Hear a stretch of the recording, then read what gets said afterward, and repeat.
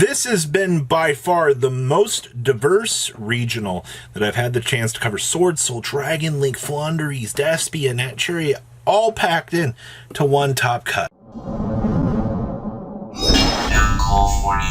Hey, 34% of you guys have not smashed the living crap out of that subscribe button. Smash it so we can climb up the 100K ladder here. Now, this breakdown is going to tell such a diverse story from anything that we have really seen so far. Now, highest represented deck in top cut was 2-tier. Let's call that what that is.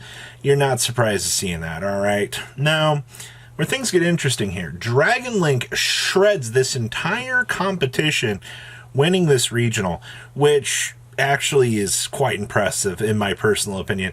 Dragon Link kind of went dormant for a little while, and then it just woke right back up for this event, which is kind of crazy to me. Now, the next particular thing here that's interesting is Exo Sister got second place. Now, I did say that there were two tier decks in the top cut of this event, which once again indicates to me that these two decks went above and beyond anything that was really capable of being seen for this and really blew them out of the water. Now, we also had a Sword Soul in top cut.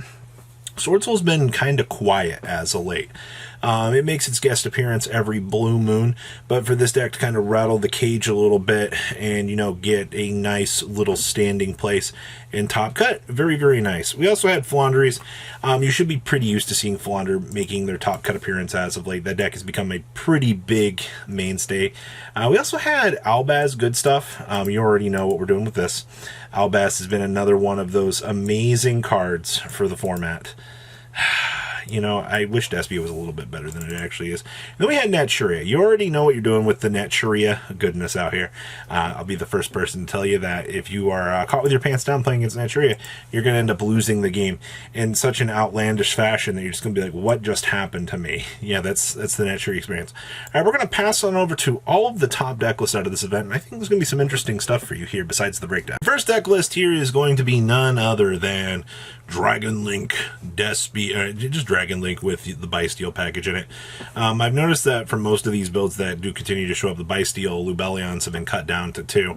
I don't blame you for that. Most of these guys are brick central at this point, and just massively reducing the number of those can help you. I also see that we are playing some Mudoras and some Keldos in here. That way, you know, when you play against these matchups that aren't going to necessarily be fun, you actually do have access to some shuffle back options, which I think that says a lot about this deck. This deck has had to adapt relatively well, and all things considered, looking at this list, you can tell that the adaptability from like the rest of the format has definitely, you know, shaped up in a way to help this deck out very massively. So I do look forward to seeing, you know, if Dragon Link will continue to stick around, or if this is kind of like in every blue moon thing that it'll show up, do its thing, and go back down to Quietville. Next up is going to be Exo Sister. Now, the first thing you're going to see about this, playing Double Dimensional Fissure. All right, so no Necrovalley anywhere to be seen. I guess to be fair, the value you get out of Dimensional Fissure is kind of the same as Necrovalley. You know what I mean? Like, you have the whole game plan. I mean, you have Dimension Shifters in here, too. Like, you have 5 generic force your opponent to remove from play cards. That's fine. I also see we're main decking too evenly matched. We've been seeing evenly kind of acting more as an equalizer in this format as late. There's not really much you can do about it. You're kind of forced to play it in some of these roguish control decks because you have to have cards that can offset the things that your opponent's doing to put you back in a tempo position. It's just, especially when your opponent can commit their whole hand, if there's not like a negate, you're able to tear through it relatively easily. So that's kind of like the value you're getting off of it versus anything else at the moment. So little interesting things for 500 there. Next up is our Sword Soul list. I'm actually shocked to see that Sword Soul made it all the way, you know, in here for such a top cut finish. Now, the thing I find interesting about this list is we are focusing on Droll and Lockbird in here.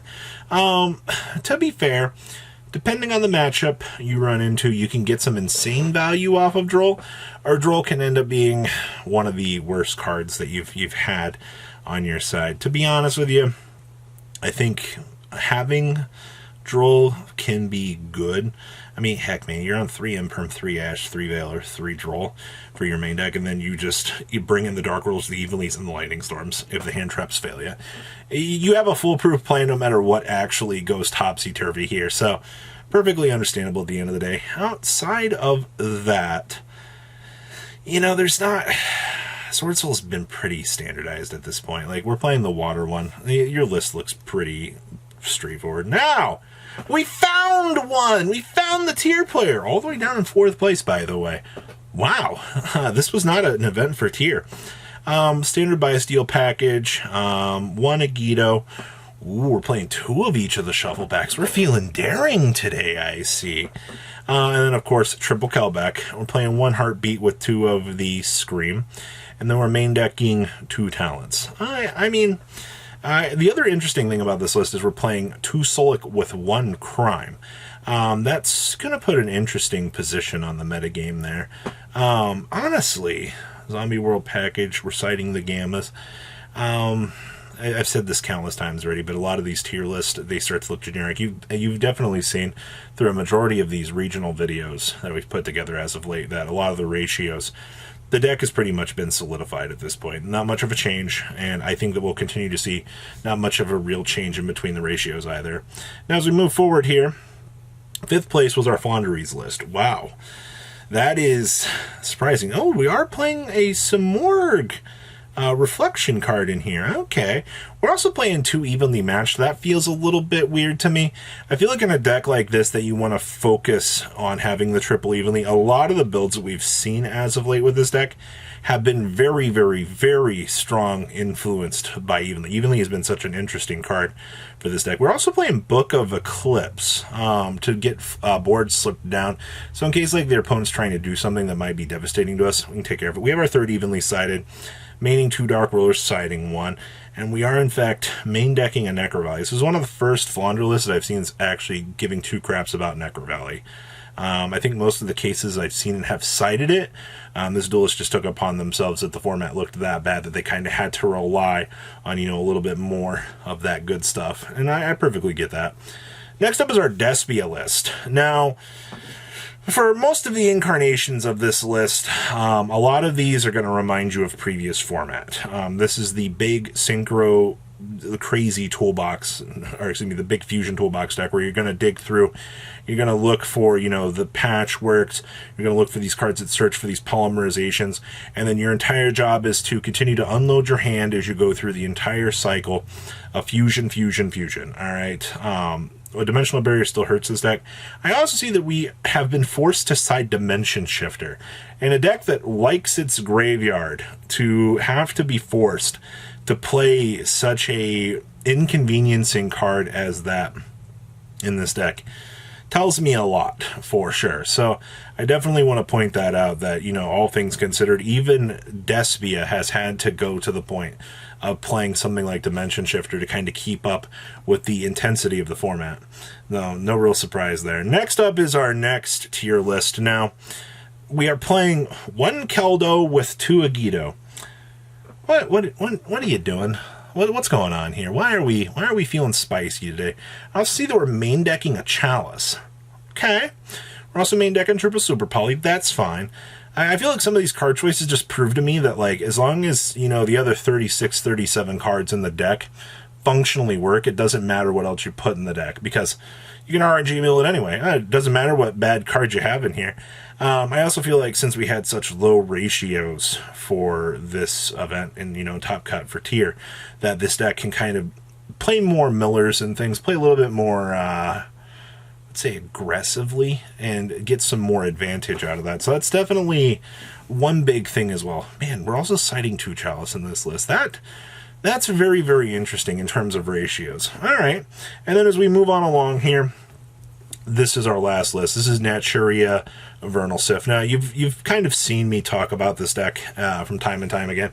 It shows up. I mean, you have Bamboo Shoot down there on the side to punish the opponent. You have all of the milling aspects. You have all of the negates that you want to do with this.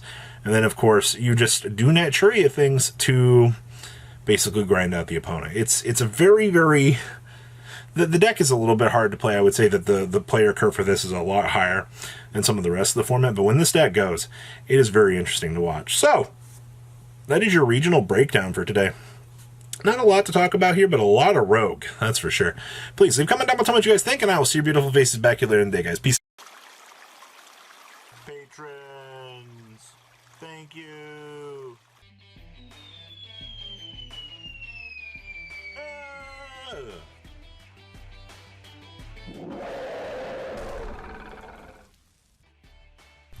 Thank you so much for watching. Check out these other videos.